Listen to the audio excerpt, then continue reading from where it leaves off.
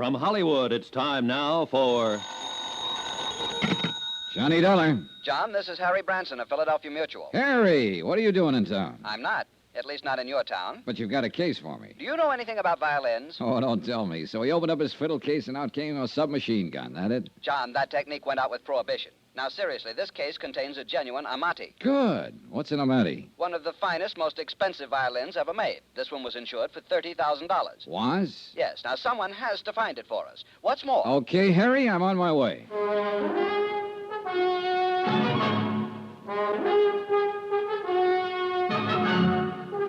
Tonight and every weekday night, Bob Bailey in the transcribed adventures of the man with the action-packed expense account, America's fabulous freelance insurance investigator. Yours truly, Johnny Dollar.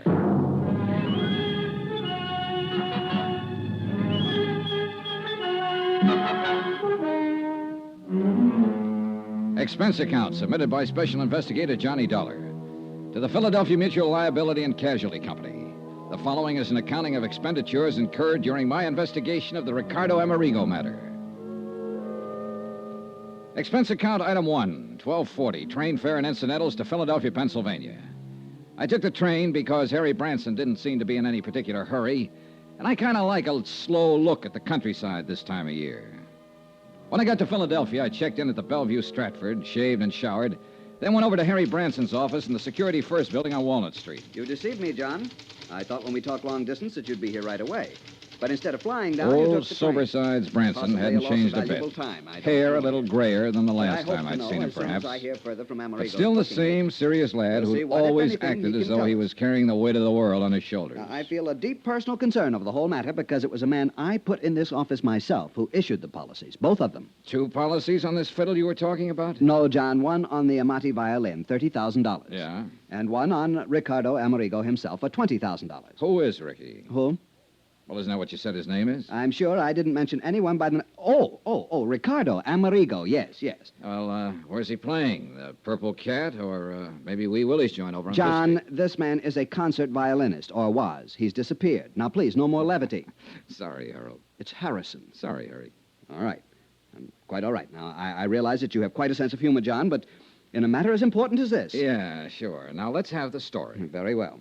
A few years ago, Ricardo Amerigo was one of the world's leading concert violinists, as famous in London, Paris, Rome, as in the concert halls of this country. Uh-huh. Such virtuosity, almost unbelievable. I shall never forget one evening here in our Academy of Music. He had just finished a perfectly brilliant Wieniawski. Amazing technical performance. Yeah, well... And for an encore, he played Sarasate's Zapatiado. Even more brilliant. Harry... But the audience wouldn't let him leave the stage. Ricardo Amerigo... has disappeared. Oh, yes. And you're in a hurry to get on with the case. I'm sorry. Now, thinking of his superlative performance that night carried me away. Yes, he's dead, disappeared. And the violin, no trace. Dead. You didn't say that before. I know. You see, there's no proof of death. No body. Disappeared. Well, don't let me shock your finer sensibilities, Harry. Murder? We have thought of that, of course. Who's we? The Port Morris police. Port Morris, New Jersey, that is. Oh. Yes, you see, since Amerigo's car went through the bridge rail, crashed right through it, and plunged into the river, stream... Trying to creek. tie Harry down to pertinent Port facts Morris that would police help me in came my in. investigation was, futile. At least 3 times during the next half hour, he went off on glowing descriptions of violin recitals he had known. Heifetz, Selman, Chrysler, and so on. But he did come up with 1 or 2 things I wanted. First, Amerigo and his fiddle had been driving down from Philadelphia to some spot on the South Jersey seashore. Crossing an old wooden bridge over a little stream, an inlet from the ocean, the car had smashed through the guardrail and gone to the bottom of the inlet. The car, of course, was found. Amerigo and his violin, no. Second, and just as important, the name of the beneficiary of Amerigo's policies. Item 2 on expense account, $1 even. Taxi to the Harnell building, also on Walnut Street, in the office of Peter Corbin, Amerigo's booking agent. The building was plush, but Corbin's office was about as bare as I'd ever seen.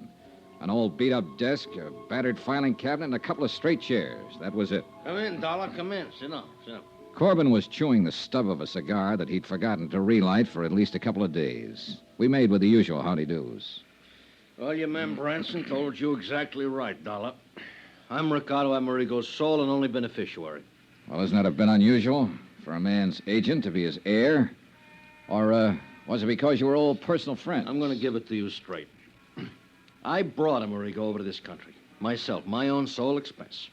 I actually gave him the build-up. I started his whole entire career. I kept him on top, all at my own expense.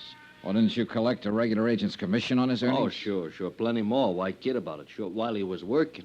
What's that supposed to mean? Bottle. What? Yeah, started hitting the bottle. Bad, not good. And believe me, the word gets around fast. Instead of making me money, himself, too, of course, he started costing me money. But you see, he never saved anything, even when he was earning big. You know how these artists are. Yeah, I've heard. Well, it's the same with all of them. He got in debt actually up to his ears.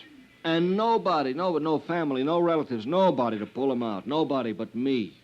Big-hearted Corbin. So you had him take out a lot of insurance and name you as beneficiary? Well, that was his idea, actually. Of course, he always did have the Amati insured. That's his violin. Oh, so I've learned.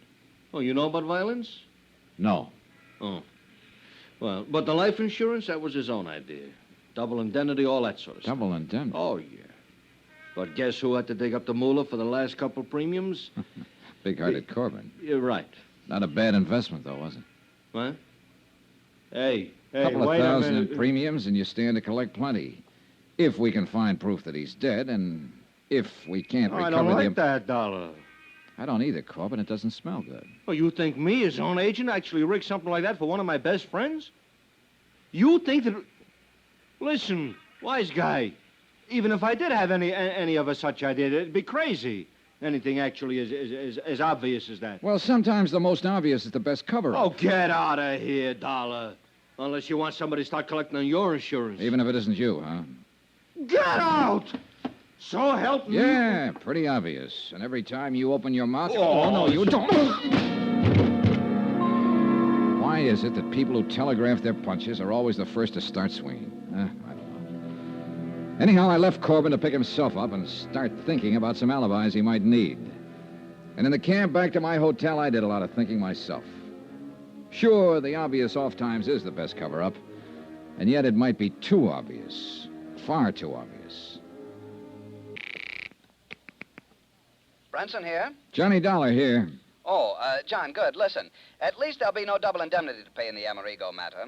For accidental death, that is. You see... Wait a minute. About an hour ago, you weren't even sure he's dead. Did somebody find the body? No, unfortunately, but I've just received a call from the Port Morris police. They completed their examination of Amerigo's car.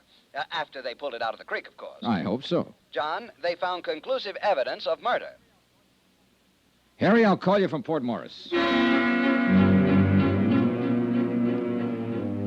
Expense account, item 2. Subway, ferry, train, and bus fares to South Vineland, New Jersey.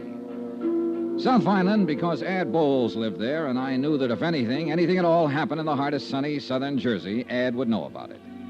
Retired and raising some of those wonderful South Jersey sweet potatoes and peaches with plenty of hired help, he amused himself by moseying around, getting to know everybody and everything that happened in his section of the state. He had an insatiable curiosity and money enough to keep it satisfied. Hi, you conniving, chiseling son of a gun. I've been waiting for you to get here. What took you so long? Hey, what was that conniving, chiseling crack, son? We're still on expense account, aren't you? Yeah, sure, but... Sure, and so help me, nobody in history ever had the knack of padding out an expense account the way you can. And collect those fancy commissions on top. When I was a private investigator... Who is retired? You call this retired 270 acres of sandy soil from which to try to wrestle the poor living? Oh, no, wait a minute. That Cadillac Eldorado out front, that belongs to one of the hired hands. 983 peach trees. And isn't that a landing field I see out there through the window? A lot of sweet potato land to be cultivated? Well, yes. Say, why didn't you fly down or let me know and I'd have picked you up? Look, with all the time I have on my hands... I thought you said you were very busy. Yeah. How long are you going to stay? So I can figure out where we'll go, what we'll do. Ed, I'm on a case. Well, sure. Ricardo Amerigo and his priceless fiddle. Oh, no. It was easy. When I heard about him going over the bridge, I contacted Barney Peters of the Port Morris PD. From Barney, I learned all about the next of kin. His agent, that is. Pete Corbin. Right. And that boy at Philadelphia Mutual, Harry Branson. And I knew Branson wouldn't call anybody but you in on the case. So here you are. Still a private eye, aren't you, Ed? You gotta have some way of killing time. And I suppose you have the whole case solved. Yep. Well, according to Harry Branson, who heard from the Port Morris police just before I left Philly, it was murder. Oh, you Point killer. I thought I'd be the one to tell you that. No, sorry. The cops knew it first. Second, I told them. Huh? Yeah, I showed them where somebody'd used a hacksaw on the steering arm of Amerigo's car when they dragged it out of the creek. Uh-huh. So that was it. Yep. And who wielded the hacksaw? Well, Pete Corbin. Who else? Why? Who else stood to benefit by Amerigo's sudden trip to the great beyond? No. It's too easy, Ed. What's more, he's the only one who had constant and complete access to Amerigo's car. Why, he not only mothered little Ricky, clothed and fed him and kept him in booze, but he paid his rent, swept out his apartment, serviced his car. No, it's too easy. And Johnny, that car was even kept locked in Pete Corbin's own garage. And Corbin had the only key. Where did you learn that? From Corbin's landlord, by phone, of course. Said he thought Corbin did that so Ricky couldn't go out driving when he was drunk. And me? I think it was the other way around. You'd only let him drive when he was drunk, huh?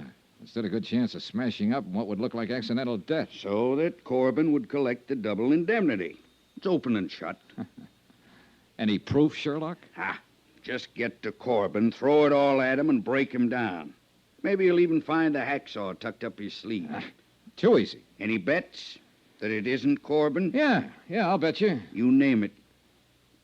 My commission on the case. I'll match it. Oh, and plus your expense account. Look, Ed, I want to see that car and the bridge and the creek, anything else I can find. Sure, I'll fly you down there. Then we can go on over to Atlantic City, hit some of the night spots. Your treat. You know, so we can build up the expense account enough for me to collect plenty.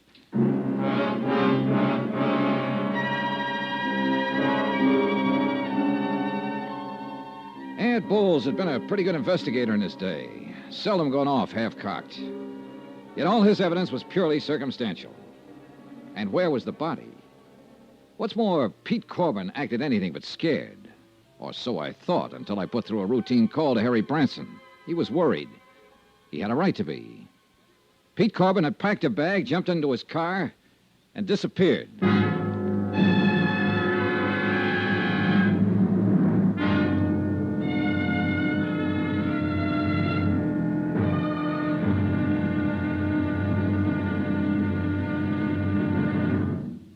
Now, here's our star to tell you about tomorrow's intriguing episode of this week's story. Tomorrow, a soggy day in a soggy South Jersey swamp.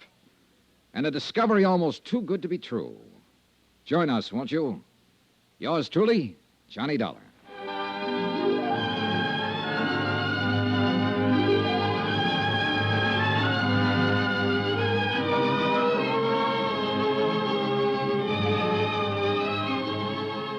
Yours truly, Johnny Dollar, starring Bob Bailey, is transcribed in Hollywood.